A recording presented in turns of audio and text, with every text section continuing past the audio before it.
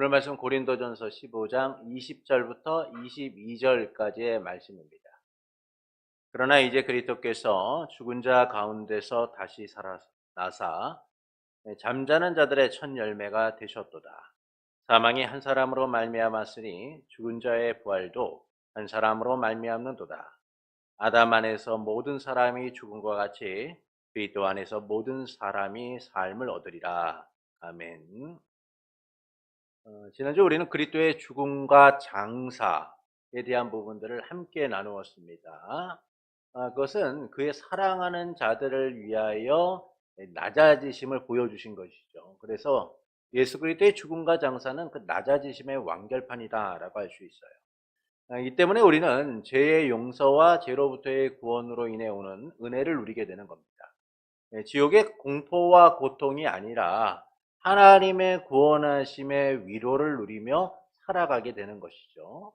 그래서 예수 그리스도의 죽으심과 장사는 우리의 구원에 대한 것과 또한 이 지옥에 대한 공포와 두려움을 떨쳐내게 하는 주님의 낮아지심, 은혜로부터 비롯된다라는 겁니다. 오늘은 이제 그리스도의 높아지심에 대한 첫 부분을 이야기해 주고 있어요. 그리스도의 높아지심은 그리스도의 부활로부터 시작이 되게 됩니다. 그래서 우리는 그리스도의 부활에 대하여 함께 나누겠습니다. 45문을 우리 함께 읽겠습니다. 그리스도의 부활은 우리에게 어떤 유익을 줍니까?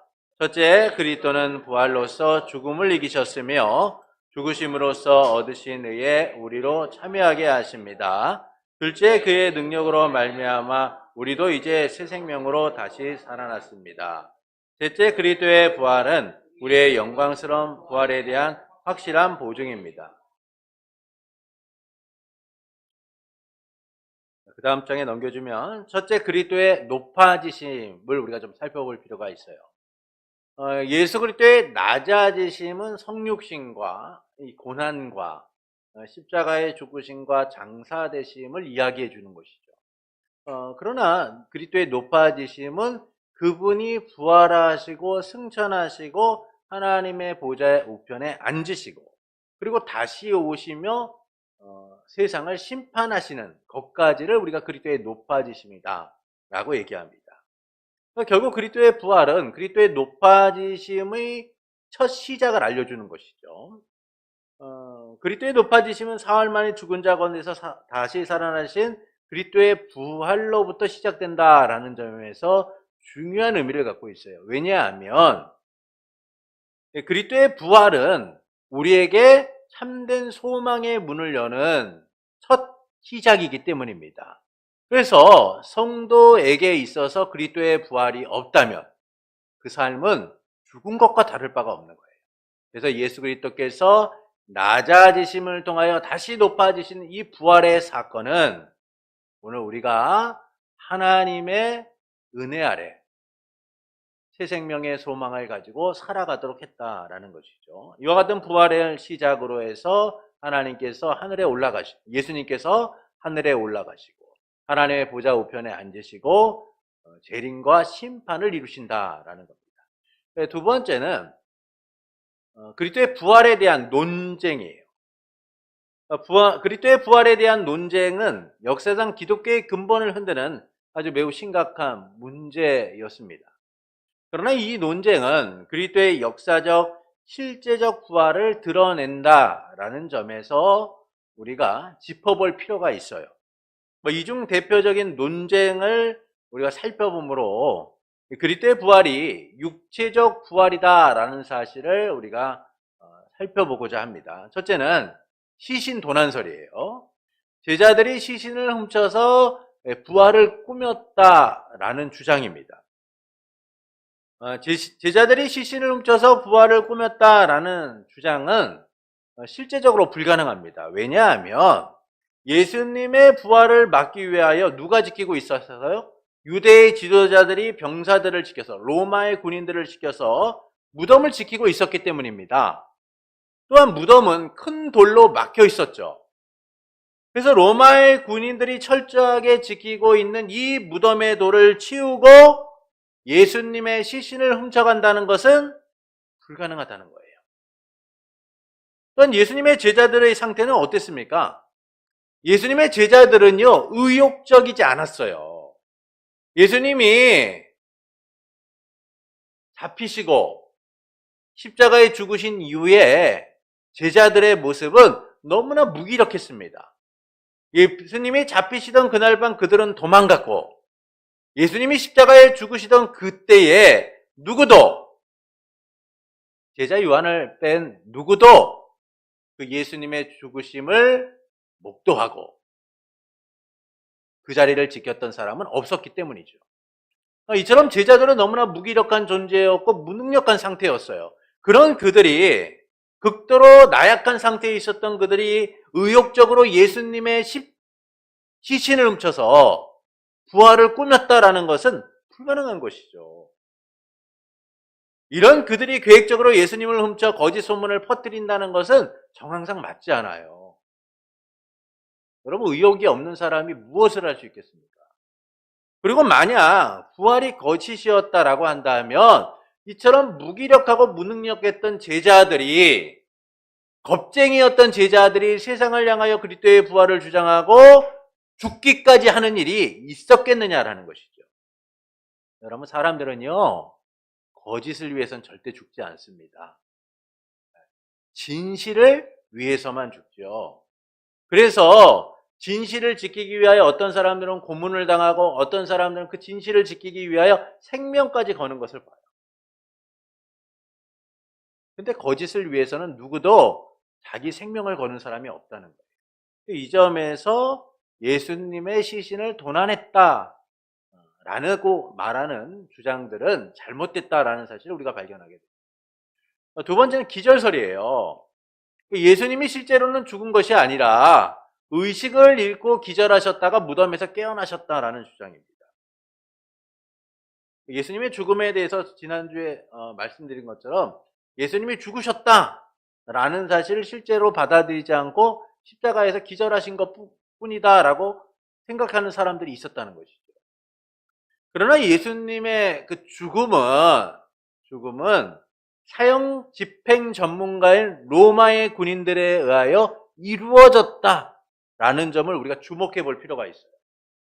그들은요, 예수님의 죽음을 확인하기 위하여, 예수님이 실제로 죽었다는 사실을 확증하기 위하여 어떤 일을 합니까?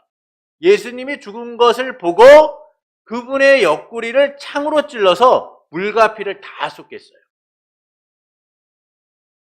실제 십자가형은요, 죽음에 이르게 하는 형벌입니다. 이 십자가에서 살아나는 사람은 단 한 명도 없어요. 대부분 십자가형을 당하면 다 죽습니다. 이 점에서 예수님이 십자가에서 기절했다라는 것은 불가능한 거죠. 여러분, 살아있는 사람들이요, 창으로 옆구리를 찔러서 그대로 방치하면 어떻게 됩니까? 과다출혈로 죽어요. 과다출혈로. 이미 죽으셨음에도 불구하고 로마 군인들은 이 죽음을 확인하고자 옆구리를 창으로 찔러서 물과 피를 다 쏟은 다음에 물도 피도 나오지 않는 상태에서 예수님을 옮겼다는 거예요. 그래서 예수님이 기절했다라고 말하는 이 세상의 주장은 설득력이 없다는 겁니다. 그리고 만약 이 기절설을 주장한 사람들의 말대로 예수님이 기절했다라고 한다면 제자들이 부활의 확신 가운데 거할 수 있었겠느냐라는 거예요. 예수님이 부활하셨다는 이 확신을 가지고 제자들이 살아갈 수 있었겠느냐라는 거죠. 그렇지 않다는 겁니다. 세 번째는 환상설이에요. 제자들이 실제 부활하신 예수님을 본 것이 아니라 환상을 보거나 착각했다라고 주장하는 사람들이 있었어요. 그러나 성경은 예수님이 실제 부활하셨다라는 사실을 본 사람들이 한둘이 아님을 이야기해 주시죠. 바울이 뭐라고 얘기합니까? 여러 제자들이 보았고 500명이 넘는 사람들이 보았고 나도 보았다 라고 얘기하고 있는 거예요. 그러니까 예수님의 부활은 어떤 특정한 일부에 의해서만 주장되는 것이 아니라 모두가 실제적으로 보았다라는 거예요. 또한 예수님은 이 40일 동안, 부활하신 후 40일 동안 다양한 장소에서 나타나셨습니다. 그리고 그분은 제자들과 함께 음식을 드시고 또한 도마에게는요, 그분의 손을 보고 도마의 손을 내밀어 그분의 옆구리에 넣어보라 라고 말씀하셨어요. 만약 환상이라면 그게 가능할까요? 불가능하죠. 예수님은 실제 부활하셨기 때문에 도마에게 네가 보고 옆구리에 손을 놔보라 라고 얘기하시는 거예요. 그러면서 뭐라고 말씀합니까? 너는 본 거로 믿느냐? 보지 못하고 믿는 자는 복되도다 라고 하시죠. 그러니까 이처럼 예수님의 부활은 세상이 주장하는 것처럼 시신을 도난하거나 또는 기절하거나 환상에 의하여 이루어진 게 아니라는 거예요. 예수님의 부활은 실제적이고 역사적이다라는 겁니다. 그럼에도 불구하고 오늘날 자유주의 신학을 주장하는 이들은 우리가 믿는 육체적 부활을 믿지 않고 영적인 부활을 주장해요. 곧 예수님이 부활하셨다라는 사실을 우리가 어떻게 믿느냐? 이게 실제로 예수님이 부활하셨기 때문에 우리가 믿는 게 아니라 영적인 체험을 통하여 주관적으로 예수님이 부활하셨다는 사실을 내가 경험함을 통하여 믿을 수 있다라는 거예요. 그러니까 자유주의 신학을 주장하는 사람들은 예수님의 육체적 부활을 주장하는 것이 아니라 영적인 부활을 주장해요. 그러면서 그 부활을 우리가 어떻게 확인하냐면 개인적인 신앙의 체험이나 주관적 체험을 통하여 이루어진다라고 얘기합니다. 그러나 예수님의 부활은 실제적 사건일 뿐만 아니라 그건 육체적 부활이다라는 것이죠. 그럼에도 자유주의 신학은 예수님의 부활을 제자들의 내면적 변화다라고 주장하고 있다는 거예요. 그러니까 이처럼 예수님의 부활은 역사적인 많은 논쟁이 있지만 성경은 분명하게 예수님의 부활이 역사적이고 실제적이다라는 사실을 우리에게 알려주고 있어요. 그래서 고린도전서 15장 3절부터 8절에서 사도 바울은 이렇게 말합니다. 우리 말씀을 좀 교독하겠습니다. 내가 받은 것을 먼저 너희에게 전하였노니 이는 성경대로 그리스도께서 우리 죄를 위하여 죽으시고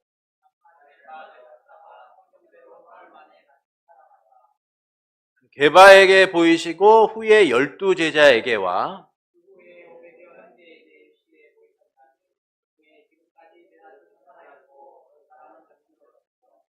그 후에야 야고보에게 보이셨으며 그 후에 모든 사도에게와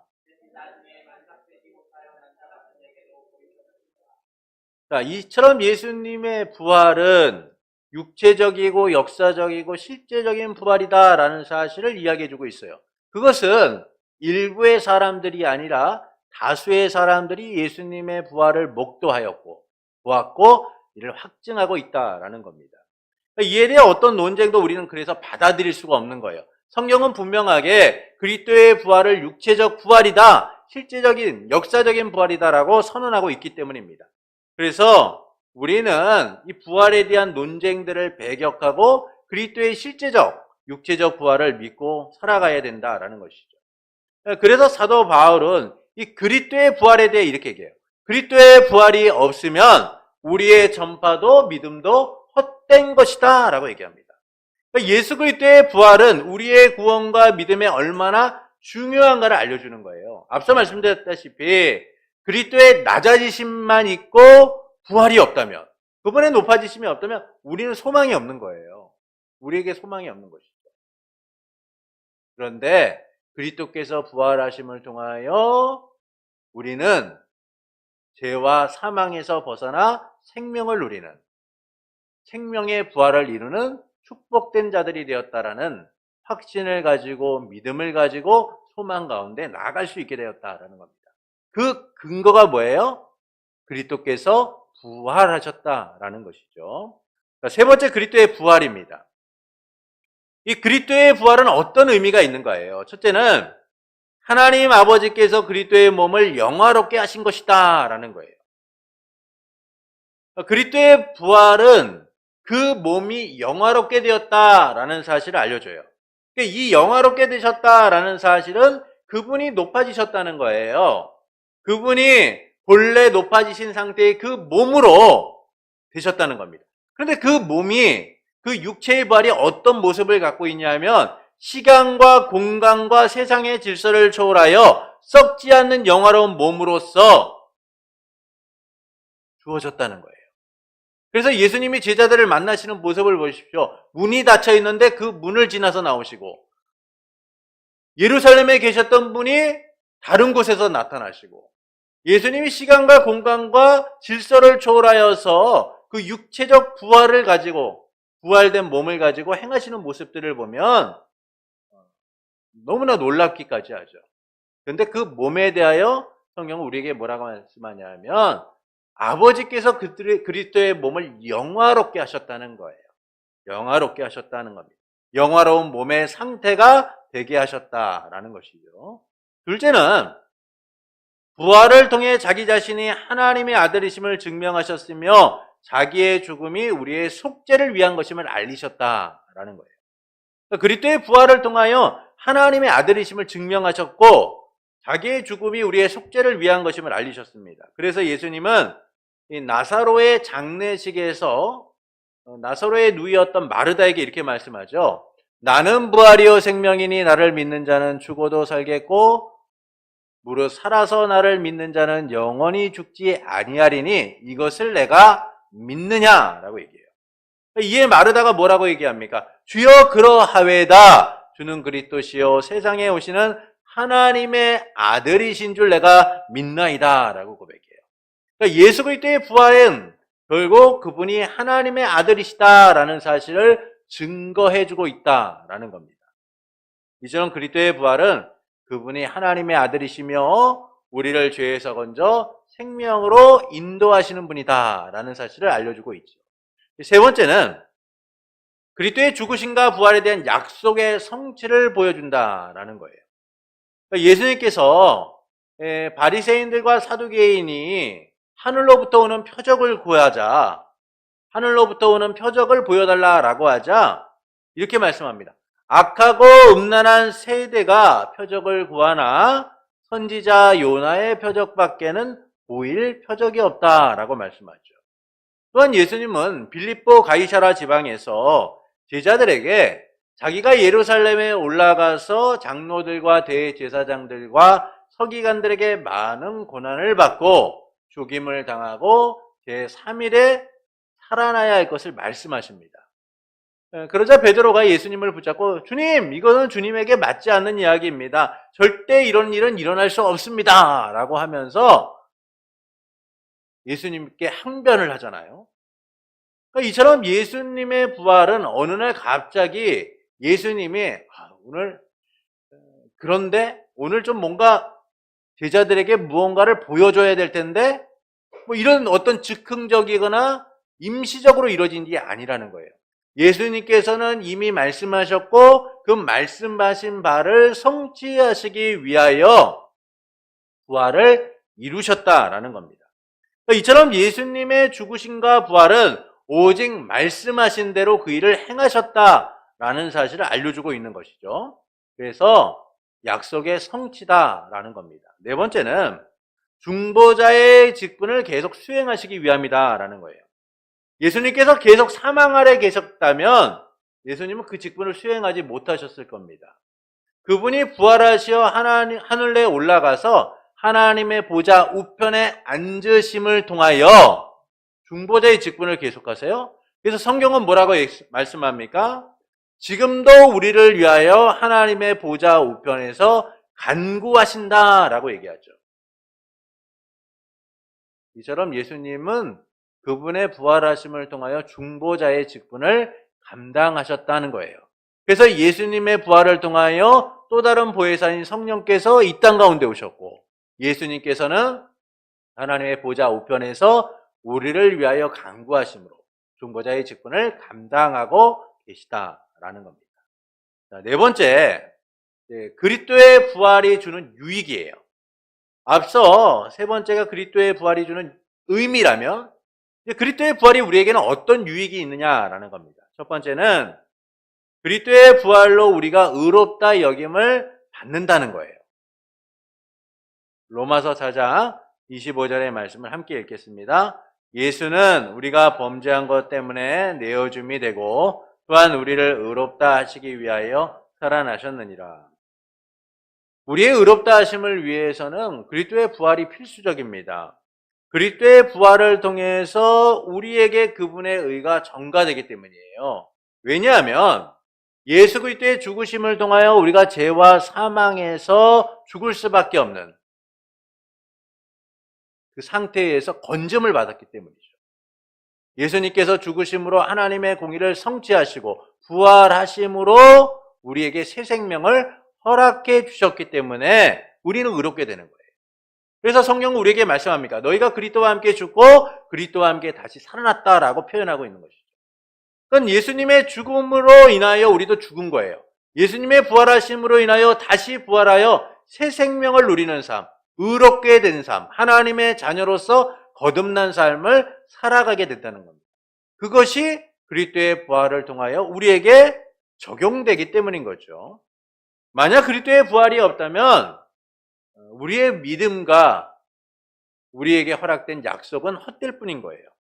여전히 우리는 죄악 가운데 머무를 수밖에 없고 영원한 죽음에서 벗어나지 못하는 악순환의 삶을 살아갈 수밖에 없는 겁니다.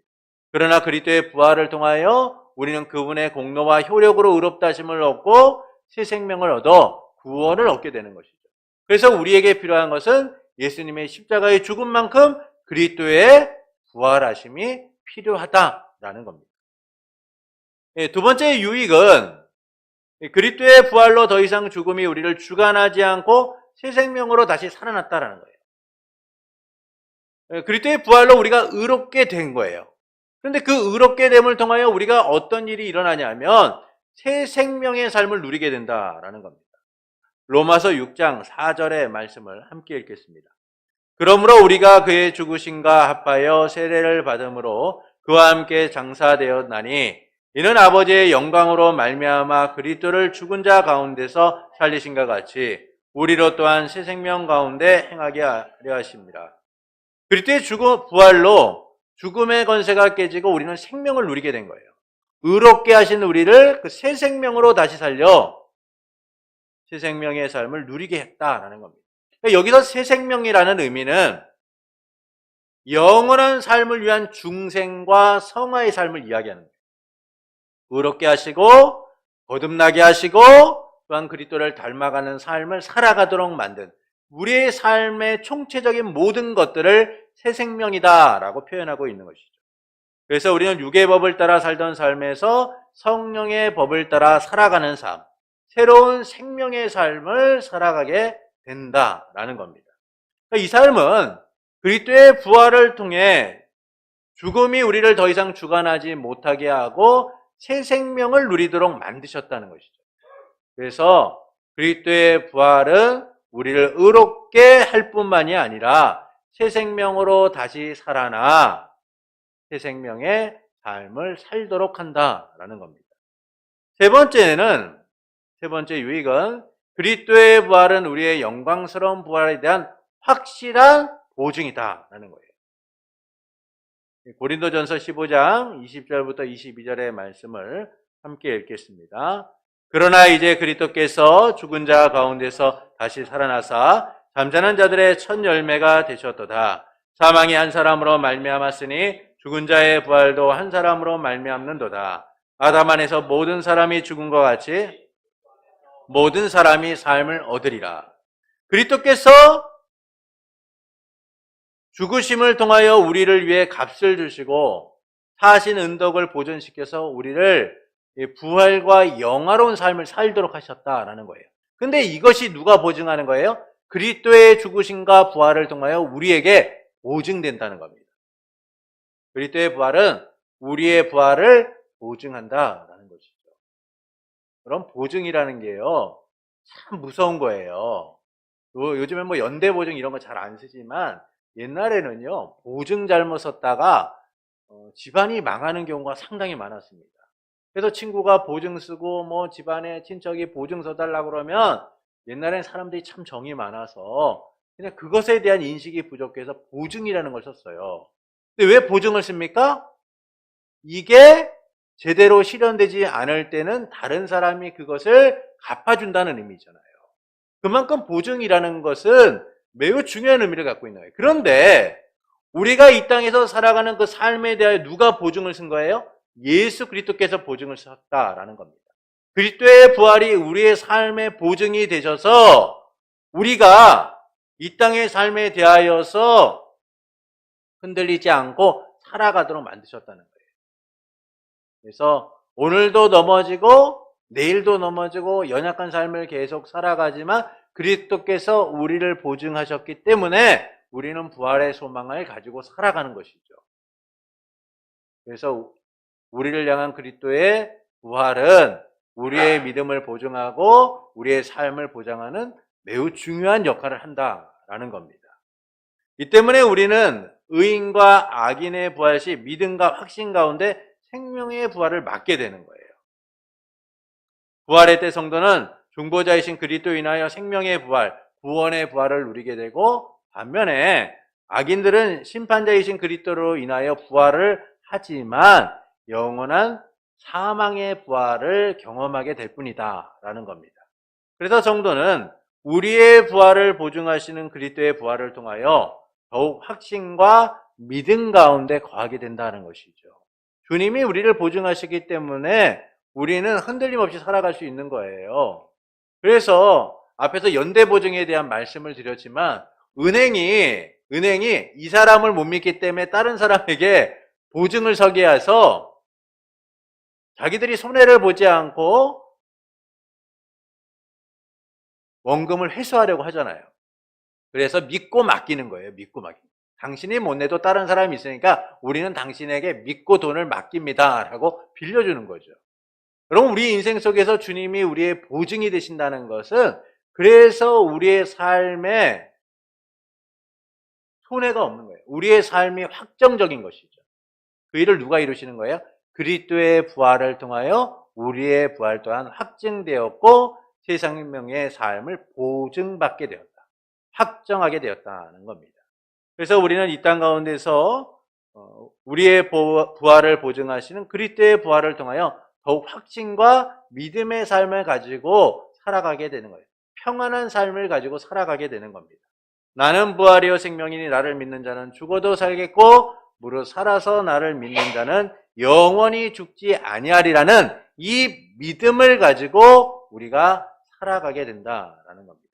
그래서 그리스도의 부활은 우리를 새 생명으로 살게 하는, 주님의 은혜를 온전히 누리게 하는 아주 중요한 일이다라는 거예요.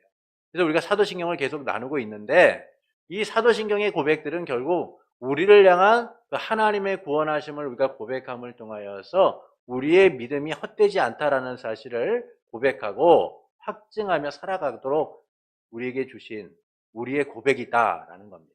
그래서 그리스도의 부활을 통하여 여러분, 하나님이 우리에게 주신 그 소망의 실체를 붙들고 믿음으로써 살아가는 자들이 되어야 합니다. 결론적으로 말씀드리면 그리스도의 부활은 바로 우리 부활 그 자체인 거예요.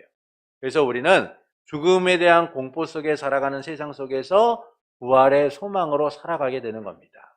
2000년 전에 예수님께서 행하셨던 십자가의 죽으심과 부활이 내 삶과 무관한 것이 아니라 예수 그리스도의 십자가의 죽으심과 부활이 내 삶과 연합되어 우리가 함께 죽고 산 자로 살아가고 있다는 것이죠.